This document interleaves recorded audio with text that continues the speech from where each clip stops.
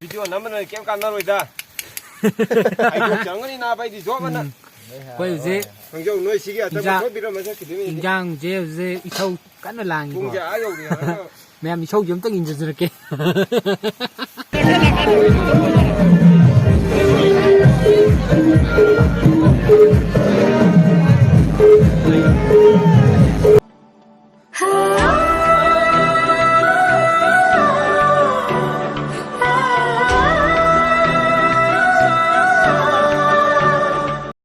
Mutra moksari ngasi bye numit kembali na saklay lama samin nampak lòng trong mình lấy bùm lên pot ta coi giờ nó thổi lên mà bông ngay đi in la bayuki likla mari na coizik nó đắt mấy âm phút lẽ coi mari tham cái sợi này bùm lên phát ở coi kia lòng người tung mình lên cay để gì anh sẽ lấy cái này và cái này coi được sợi gì bùm dễ bùm vàng cái đấy thôi là con đi bùm tara cái gì trong bên sợi đấy dễ cái nó đâu đấy cái gì thì bao kia cái nói dùng tháo bây giờ làm gì đâu cái này làm gì giờ tôi cứ biết được phá đấy dễ cái nó to đấy quỳ tu mà là sorry di sini Nepal lagi tapi yang tik karya tik aku selesai aku ini kainu nih nung malah kainu kayak minti tak ada kau ada yang terkait saya pakamu ini pakamu lau bagi mau malah jika si lebih jahan segini yang tidak karena aku betul pada ada pare apa bác tao chứ tham ban chả lẽ cũng khá luôn lại căng tham ban nhiều mà nó xa lì mấy tham ban phải rất là xa lì cái nó APP cái lại câu bà đấy có thật xa lì với tham ban bác chú cái gì vậy nhưng mà cô bác chú vậy bạn coi xa nó thì nhiều rất là xa trọ dùng nó đi làm rồi mày phải dùng gì phải dùng qua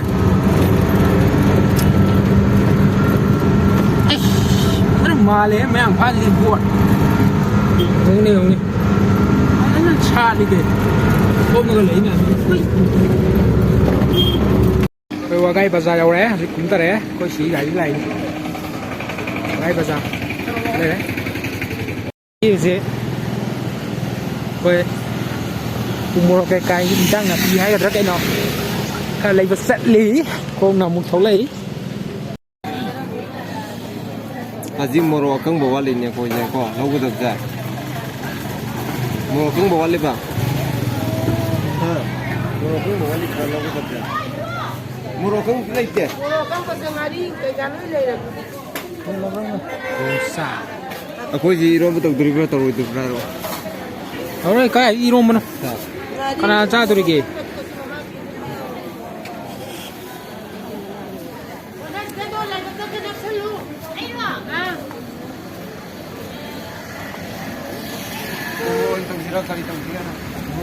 umur tu lah umur tu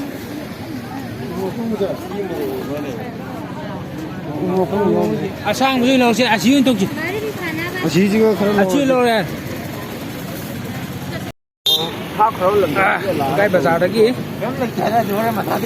cô xây đây phone tôi phải rồi đấy lấy mà chú thùng cái kém lịch tập lên hai rồi này gì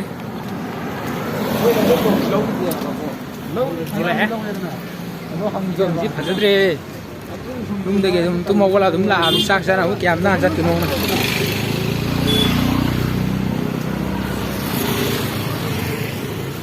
này này đó bên mà cái đi mang đi phải rất đấy nata đấy mà đó không có sang gì lên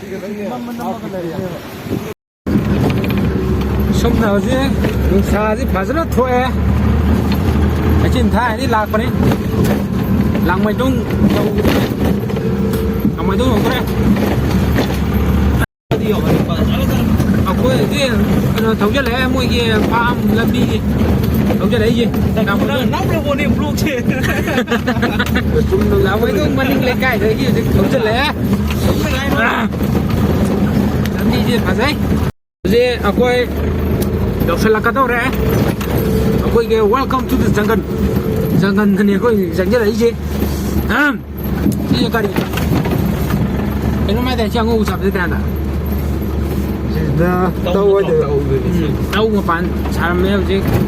ꯁꯤꯖꯟꯁꯦ ꯂꯣꯏꯁꯤꯜꯂꯛꯄꯒꯤ timing ꯃꯥꯜꯂꯦ ꯁꯤꯊꯔꯒ ꯍꯥꯟꯅꯗꯤ ꯌꯥꯝ ꯐꯖꯔꯝꯗꯧ ꯃꯥꯜꯂꯦ ꯁꯣꯝꯅꯥꯀꯟꯗ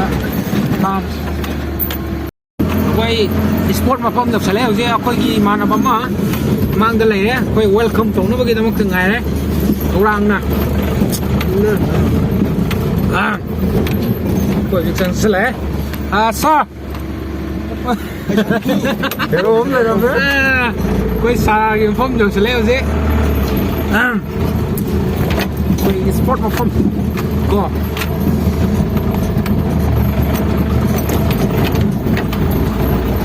ꯐꯖꯩ ꯀꯩꯅꯣ ꯄꯨꯛꯅꯤꯡ ꯍꯨꯅꯤꯡꯉꯥꯏꯅꯤ ꯀꯩꯅꯣ ꯃꯐꯝꯁꯦ ꯃꯈꯥꯗ ꯅꯠꯇ꯭ꯔꯣ ꯏꯕꯨꯡ ꯁꯤꯗ ꯐꯨꯒꯠꯇꯣꯔꯤꯕꯅꯤꯅ ꯏꯕꯨꯡ ꯀꯔꯤꯝ ꯆꯥꯗꯕꯤ ꯂꯥꯛꯏꯁꯦ ꯍꯧꯖꯤꯛ ꯑꯩꯈꯣꯏ ꯐꯥꯝ ꯌꯧꯁꯜꯂꯛꯑꯦ ꯍꯧꯖꯤꯛ ꯄꯛꯈꯤ ꯏꯕꯨꯡ ꯑꯩꯈꯣꯏ ꯍꯧꯖꯤꯛ ꯄꯣꯠ ꯆꯩ ꯈꯔꯁꯤ ꯂꯧꯊꯣꯛꯑꯒ ꯍꯥꯏꯕꯗꯤ ꯑꯩꯈꯣꯏꯒꯤ ꯏꯟꯖꯥꯡ ꯅꯥꯄꯤ ꯁꯦꯝꯅꯕ ꯈꯣꯠꯅꯕ ꯑꯃ ꯀꯣ ꯂꯧꯔꯅꯤ ꯑꯗꯨꯒ ꯁꯤꯗ ꯆꯥꯒꯗꯕ ꯅꯠꯇꯦ ꯑꯁꯣꯝꯗ ꯀꯣ ꯆꯥꯗꯣꯏꯅꯦꯕ ꯄꯣꯠꯁꯦ ꯑꯩꯈꯣꯏ ꯁꯤ ꯀꯣꯕꯤ ꯍꯥꯏꯒꯨꯝꯗꯅ ꯑꯃ ꯑꯄꯥꯏꯒꯤ ꯄꯥꯏꯔꯧꯅ ꯃꯨꯟꯕ ꯑꯃ ꯄꯥꯜꯂꯤꯍꯦ ꯃꯨꯟꯕ ꯁꯤꯗ ꯑꯃ ꯍꯦꯛꯊꯠꯂꯒꯦ ꯈꯄꯤꯛꯄ ꯑꯃ ꯍꯦꯛꯇ ꯍꯦꯛꯑꯒꯦ ꯑꯃ ꯍꯦꯛꯑꯣ ꯑꯗꯨꯒ ꯑꯗꯨ ꯌꯥꯔꯣꯏꯅꯦ ꯃꯨꯟꯕ꯭ꯔꯣ ꯅꯪꯒꯤꯗꯨꯕꯣ ꯁꯤ ꯃꯨꯟꯒꯗꯕꯅꯤ ꯁꯤ ꯃꯨꯟꯒꯗꯕꯅꯤ ꯁꯤ ꯃꯨꯟꯒꯗꯕꯅꯤ ꯁꯤ ꯃꯨꯟꯗ꯭ꯔꯤꯍꯦ ꯃꯃꯨꯂꯤ ꯌꯥꯁꯦ ꯁꯪꯂꯤ ꯃꯥꯂꯤ ꯇꯧꯕꯅ ꯍꯥꯎꯕꯅꯦ ꯃꯤ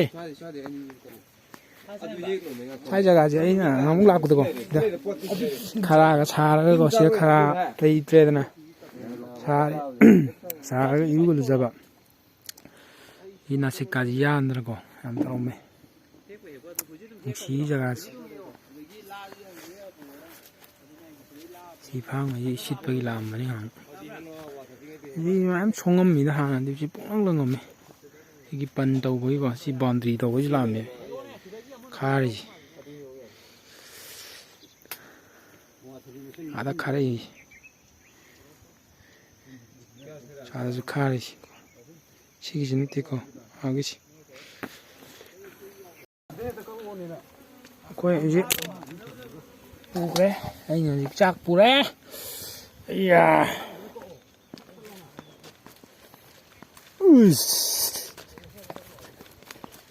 ꯆꯥꯛꯁꯦ ꯂꯣꯏꯔꯝꯃꯦ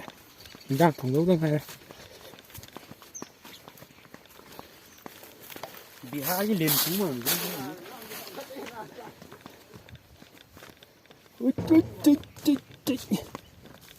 ꯒꯥꯔꯤꯁꯤꯗ ꯍꯥꯞꯆꯜꯂꯅꯤ ꯃꯅꯤꯡꯗ ꯊꯧꯗꯔꯅꯤ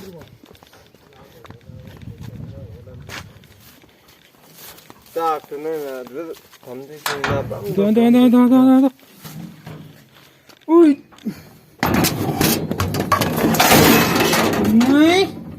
ꯀꯝꯗꯧꯋꯦ ꯁꯥꯠ ꯈꯣꯗꯅ ꯂꯩꯔꯥꯡ ꯂꯩꯔꯦ ꯃꯦꯇꯔꯒꯤ ꯉꯁꯤꯒꯤ ꯑꯩꯈꯣꯏ ꯍꯧꯖꯤꯛ ꯏꯁꯄꯣꯔꯠ ꯃꯐꯝ ꯌꯧꯔꯦ ꯁꯤ ꯃꯅꯨꯡꯗ ꯁꯪ ꯑꯃ ꯂꯩꯔꯦ ꯁꯤ ꯆꯪꯁꯤꯜꯂꯅꯤ ꯑꯗꯨꯒ ꯇꯧꯔꯅꯤ ꯅꯥꯁꯤꯛ ꯃꯌꯥꯝꯁꯨ ꯍꯧꯗ꯭ꯔꯣ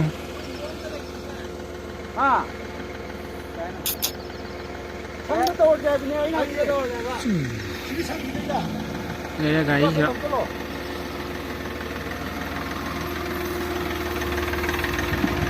ꯃꯄꯥꯟꯗ ꯆꯠꯂꯣ ꯃꯄꯥꯟꯗ ꯆꯔꯨ ꯃꯄꯨꯜ ꯑꯃꯁꯨ ꯍꯥꯞꯄꯛꯏꯅꯤ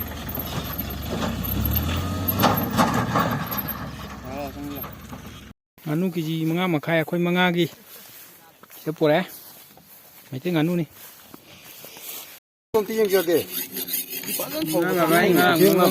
ꯃꯃꯪ ꯅꯨꯡꯉꯥꯏꯔꯝꯃꯣꯏ ꯉꯥꯅꯨꯅꯤ ꯑꯍꯨꯝꯁꯦ ꯀꯥꯞꯄꯦ ꯀꯩꯅꯣ ꯆꯞ ꯍꯦꯛꯇ ꯂꯦꯡꯍꯟꯈꯤꯅ ꯅꯪꯉꯝꯃꯗꯤ quay ngắn hùng này cái gì mà một khách rồi đấy còn mang ăn gì ngắn không cái gì này cả tính tàu đi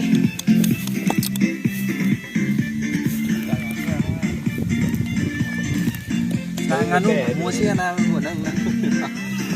xin là Marin mày thằng ăn bầu đấy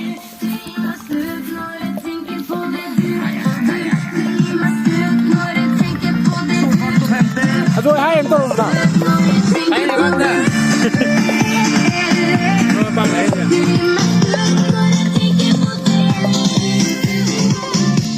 à đấy mà sinh lâu rồi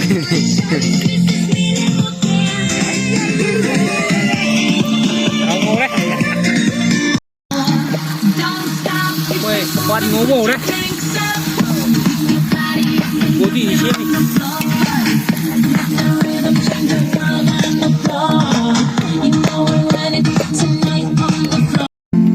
Morok xe mẹ mà rồi mà bằng với xe mẹ nè thùng nó bao gì cái nó body á cái đó cái nó cho là gan thằng cái gì nè chỉ là part thùng mà này part cái thùng à à nó xe mi xin nào quạt bật lên awat tapi xin nào pung cái nó ta này pung anh ta này video nằm kem can nó rồi ta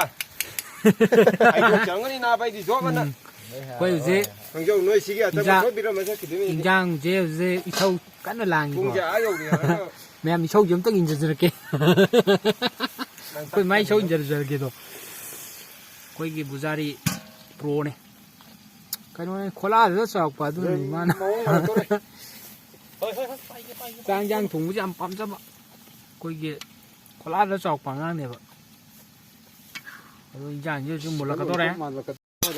giang như cái sâu đấy hey xí nó sai cái nó tôi này pat thùng một đó xí cái nào quay cái nó này body á rồi cái nó mà tung cái thùng mà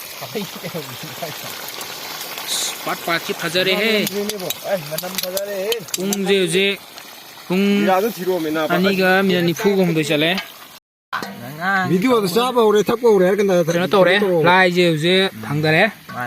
nó tới không ai ngon đâu đấy đúng cảm sao rồi đấy video thắp rồi đấy rồi đúng chưa đấy ngon thắp rồi đấy xin đấy ai bây giờ cái xin nó tới nó cái gì mà nó thùng đây nãy xin nãy mình video mà cái mà nó tháo cái tôi chứ bị hai cái liền đâu nó quay rồi đẹp à nãy đẹp cái mà nó đang tháo cái tôi giờ quay anh lấy cái nó sẽ lấy giờ chưa ai học tới khá phụ đời giờ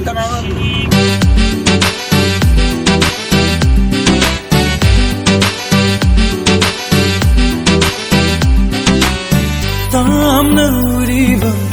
chinyagi fajavana kauragle khoi bu khulam to tam nuriva chinyagi fajavana kauragle khoi bu khulam to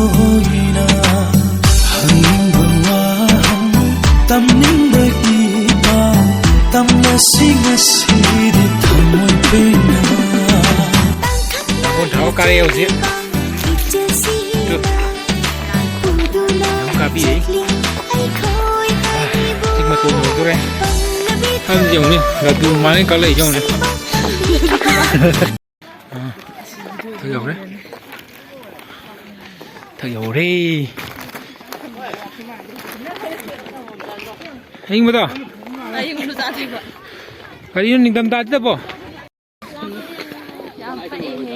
có con thì đi nhà thế à rồi đúng rồi mà tôi nát ta đấy mình sẽ lên mình sẽ làm thiên năng lên mày rồi đấy rồi đấy rồi đấy đây tôi mà thắc cá lẽ tu khai đập bằng xăm lên sau ra thuế coi kia nhai tôm bọ nó tổ đấy 바로 없다 하우기 버려 가운데 기완 bắc tập vẫn number one trên nhiều cái nè thì tàu qua là ngon đã đấy muốn chảy nè, khơi mà đi rồi cũng đây hôm mặc khai hôm thật chứ phải sao đây tuần rồi đấy tu xin lên đâu mình chỉ cho weather giờ khơi giảm sao được giảm được được có mai bộ weather này lên nhưng mà được đâu ta cari Azam ta cari teng na neng pajar itu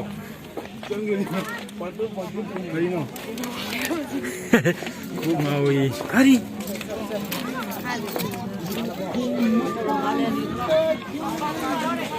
Đây makan itu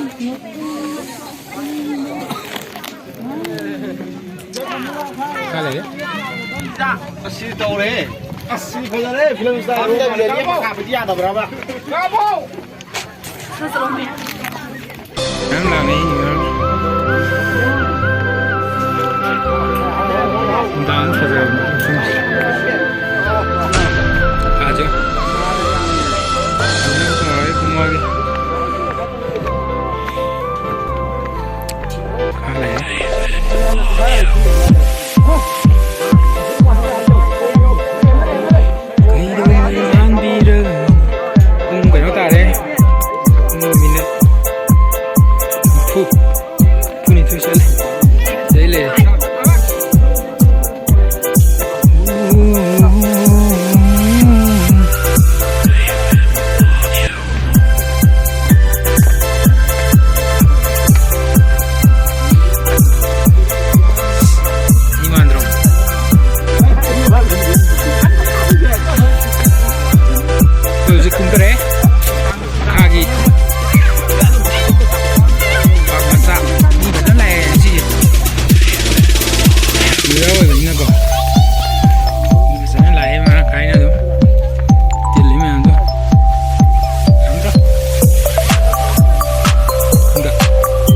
decoration tuh padahal tahu emoji.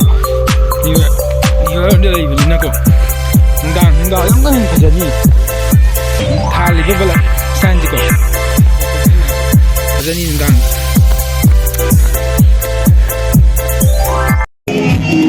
Apa tahu deh. Yang sebanyak. Acung deh.